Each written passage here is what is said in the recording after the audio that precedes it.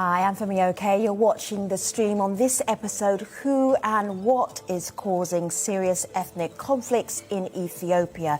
I have hosted this show long enough to know that Ethiopians are astute analysts. Use our YouTube comment section, be part of the program. You are very much part of this discussion. The increasing violence in Ethiopia, particularly in Western Oromia, as well as in Tigray, poses significant risks for civilians.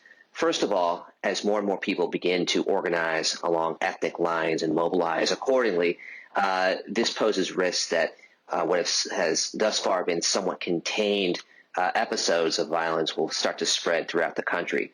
Second of all, as Ethiopia approaches general elections potentially later this year, the overall political instability combined with the uncertainty of how elections will run opens up the potentiality for a much worsening situation when it comes to this type of violence.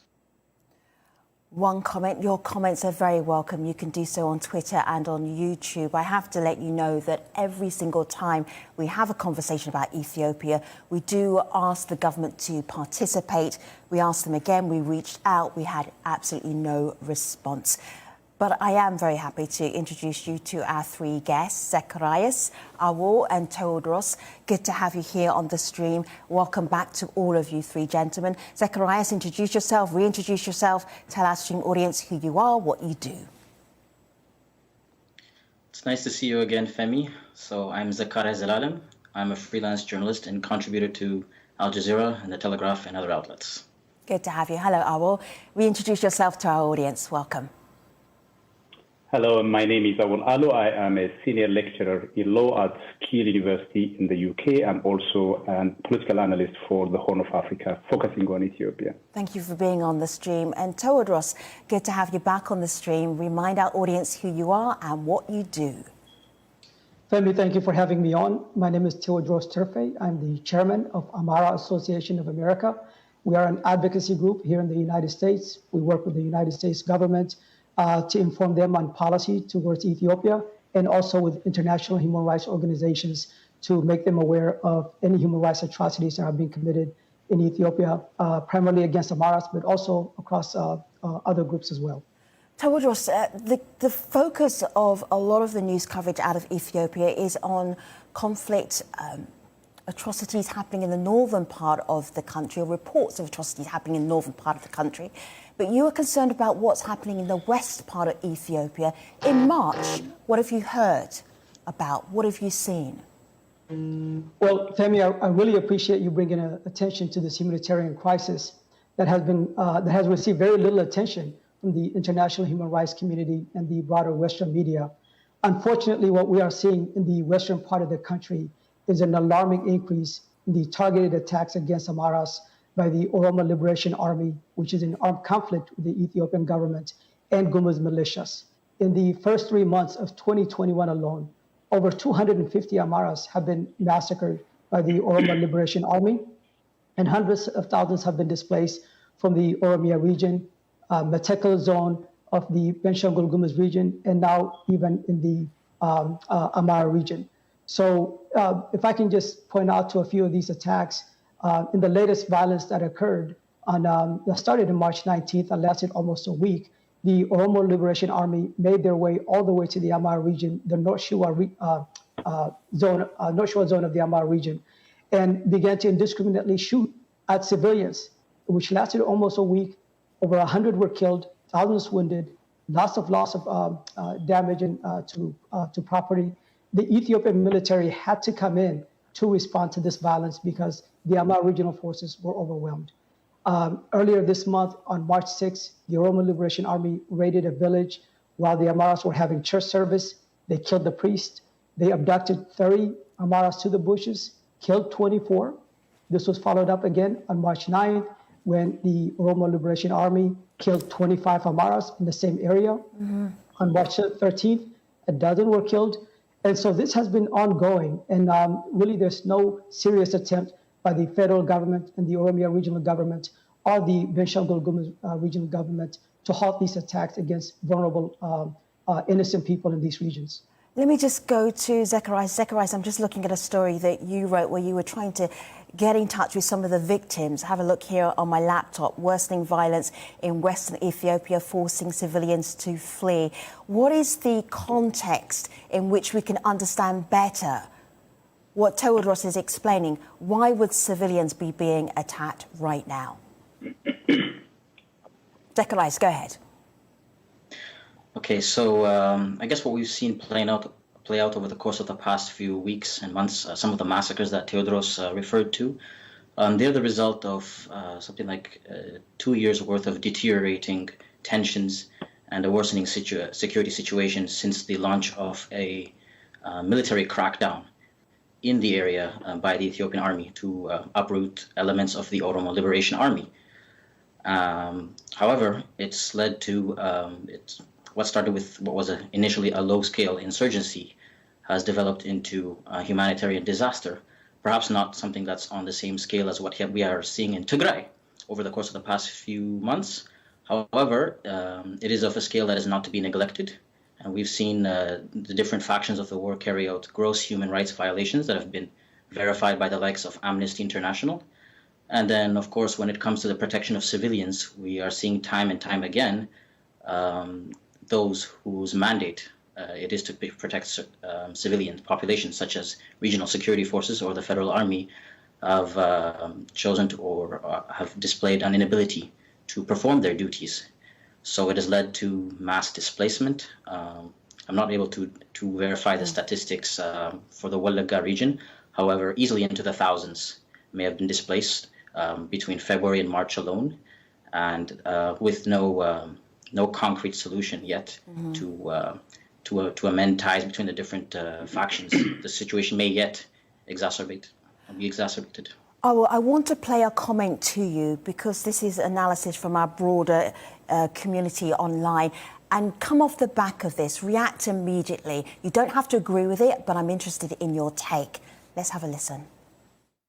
Ethiopia at this moment, the Amhara ethnic group are murdered violently. There is a genocide going on in Matakkal, Wallagga, and Adda. This genocide is carried out by extremist oil life group, and the government of Ethiopia keeps silent. Amharas are killed every day. This genocide has to stop, and the UN has to intervene and stop this genocide.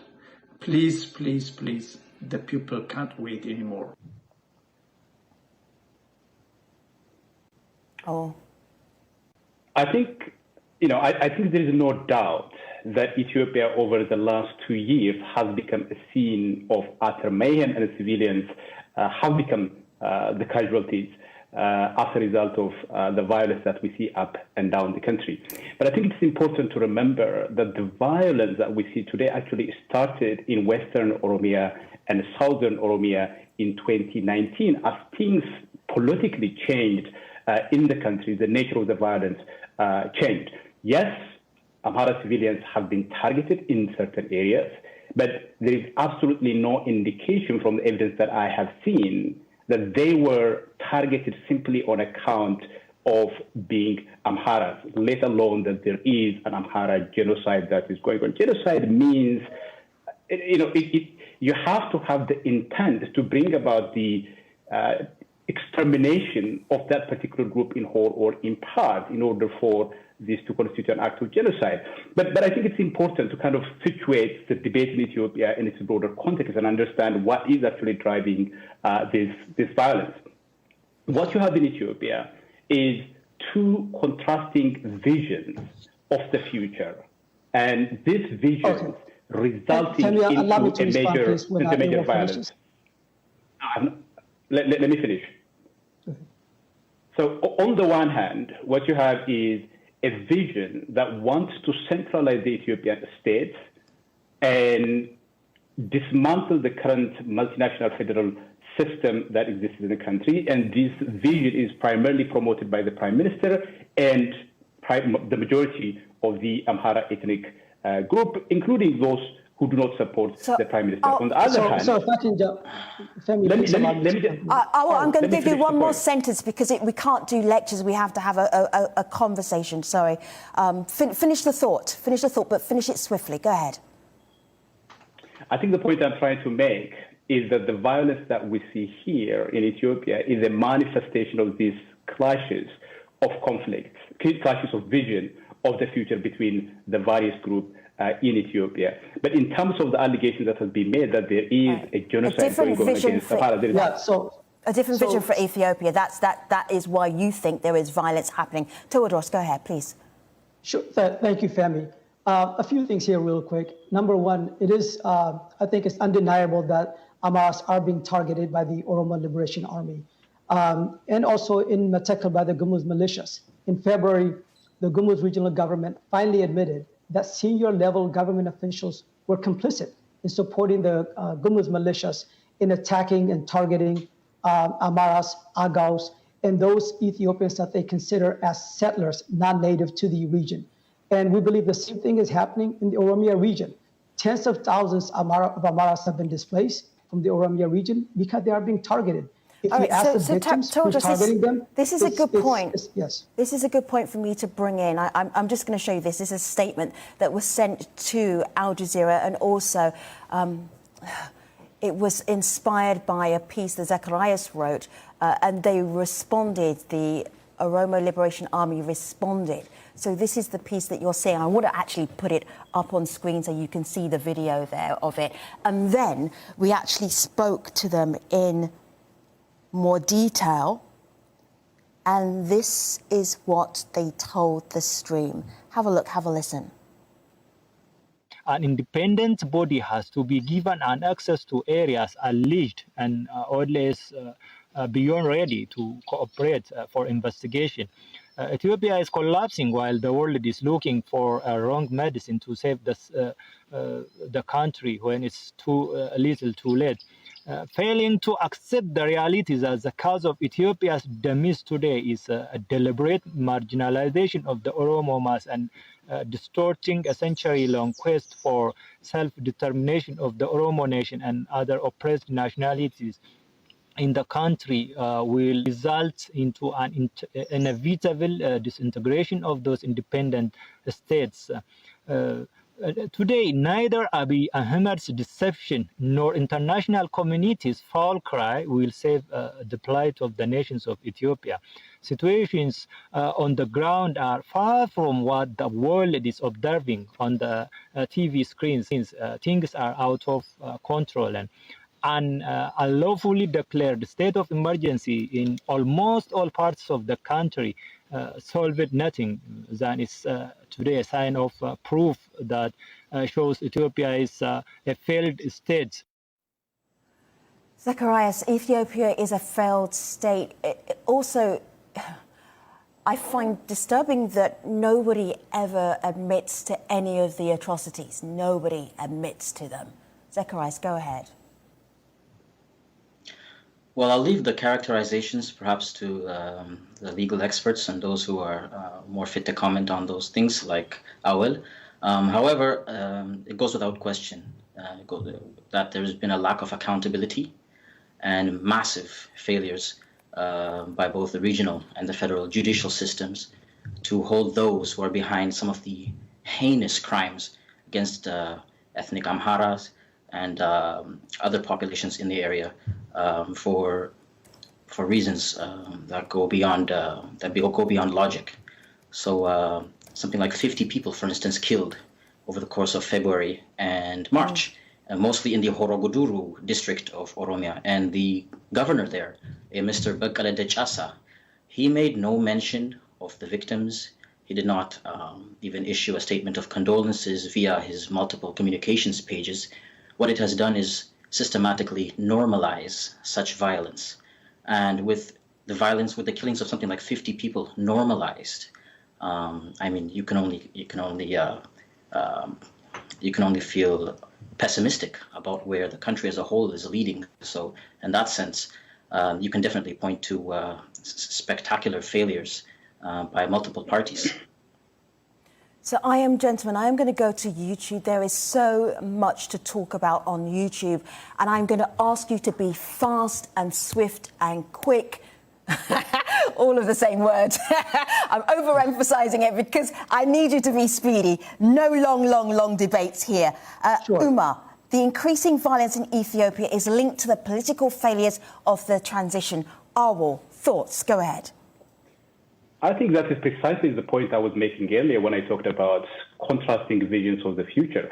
You have the Prime Minister who came to power on the back of primarily the struggle of the Oromo people. And once he has consolidated power, he essentially betrayed the Oromo national question, including people who have worked so hard with him to bring about the change. And now this Prime Minister is trying to single-handedly impose his own personal vision of the future, and that is what is driving the violence that we're talking about. No, I think I have to respond here. Thank you, Femi. So the Prime Minister Abiy is not trying to have a unitary form of government, as Awal is alluding to. If anything, it's vastly different. He allowed the Sidama ethnic group to vote for their own referendum. He did not. Have their own regional statehood. He was, in addition, allow me to finish, please. So I hear the debate. I'm moving on with more of our YouTube comments because we have so many Ethiopians who want to talk to you. And I should also say, I just want to reiterate, we invited the Ethiopian government to be part of this program. They chose not to engage with us on this occasion. Let me put this one to you, Zacharias. This is from Balata B. Thank you. Ethiopia won't go in deep ethnic conflict like we saw in Rwanda. Those vulture politicians like to see that so as to take their share of the brutally torn apart Ethiopia. So basically they're saying there's not going to be an Ethiopia like there was a Rwanda, not expecting that level of conflict. Zacharias, what an awful thing to even talk about as an Ethiopian. I'm sorry, go ahead. Okay. Yeah, well, it's still speculation, so obviously I wouldn't comment on that specifically, but I think the saddest part of all is the fact that it's political jostling amongst the representatives and the elites of various political factions that has led to the worsening of tensions, and yet it's the innocent people who have no role whatsoever in that political jostling that are paying the price with their lives and with their livelihoods. Scores of ethnic Amhara farmers being slaughtered in various parts of the country. They had no role in whatever Abiy or representatives of various Amhara or Oromo organizations said in various communiques or on various platforms, and yet the colossal loss of life that they are forced to shoulder is unbearable. It's something that should scar us as a society. And yet, as a society, we're focused more on trivial bickering, and that has also prevented us from really dealing with the situation, dealing with what should be key to the conversation, the massive loss of life.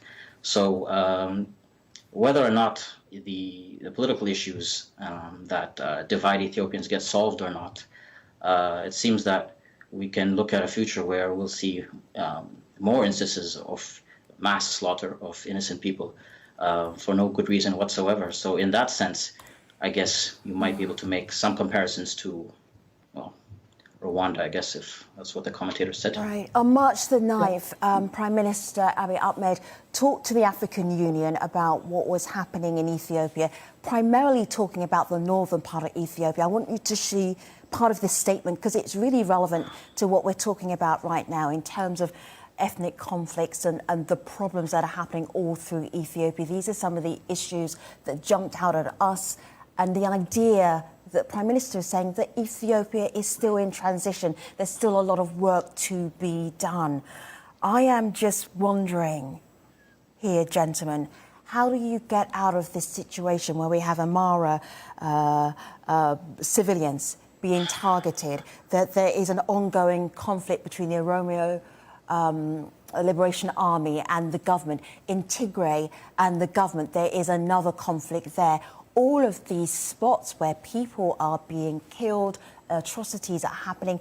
How do you get out of that? Teodros, Thoughts? Well, first, Femi, we must have sympathy and empathy for these victims. As Zacharias was alluding to, they're not part of this political.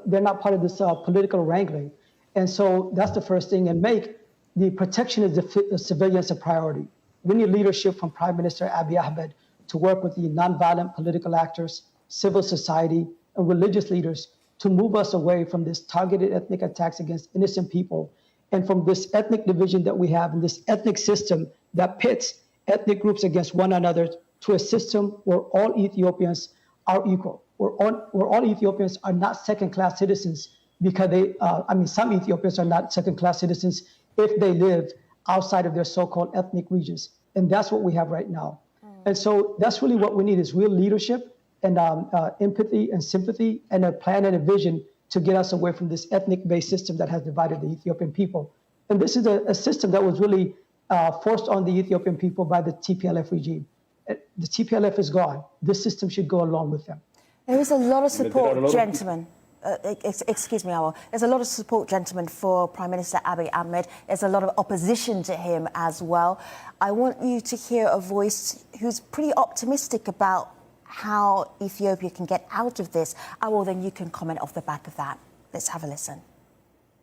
The ultimate goal of OLF and TPLF is creating chaos in Ethiopia by inflicting ethnic conflict between the two biggest ethnic groups, Amhara and Oromo. Actually, they're thinking that the best strategy to weaken Ethiopia is the weakening of the Amharas. Even though it's very difficult, if Prime Minister Abiy takes serious measures on his party officials, I'm optimistic that he will be able to retake over the situation very soon. Optimism in this conversation. Do you have optimism, Awal? Go ahead. No, I don't. I can tell you, Femi, that today in Ethiopia, the stench of disintegration is in the air, and it is so thick that anyone with a very basic understanding of politics in Ethiopia can actually smell it. Who today can look Tigrayans in the eye after all the atrocities, after Eritrean forces were allowed to come into Ethiopia, violate civilians, violate the honor and dignity of Tigrayan mothers and women, would look Tigrayan in the eye and say their future lies with Ethiopia. This war, like the other wars that we are talking about, was about imposing a particular vision of the future on the Ethiopian people, the kind of vision that Tedros is talking about, which is the kind of post-ethnic system. You cannot have a post-ethnic system in Ethiopia because that means return to the past.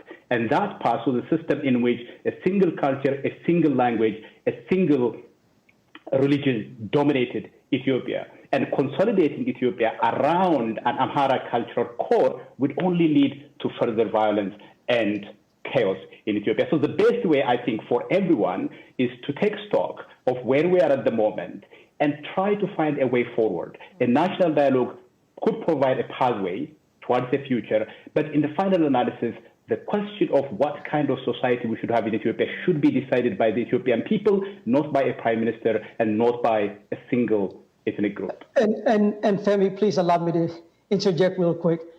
First, let's all understand that Prime Minister Abiy Ahmed is an Oromo. So when Ewal Olo alludes to this is what Amaras want, Amaras are very proud of the diverse ethnic heritage and culture of Ethiopia. And we want an Ethiopia where all Ethiopians are equal regardless of where they live in the country. That's not what we have right now. We have a situation where if you do not live in your ethnic region, you are a second-class citizen.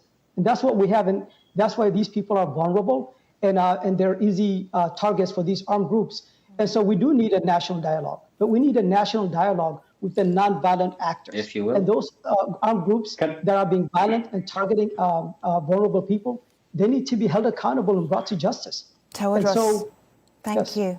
Thank you so much. Awal, thank you. Zacharias, thank you. Every time we have a conversation about Ethiopia, there is so much more to be said on YouTube. In your hundreds waiting to comment. Thank you so much. I only managed to do a little bit and bring a little bit of what you had to say into this conversation, but I know our conversation will continue. Thanks for watching this episode of The Stream. See you next time.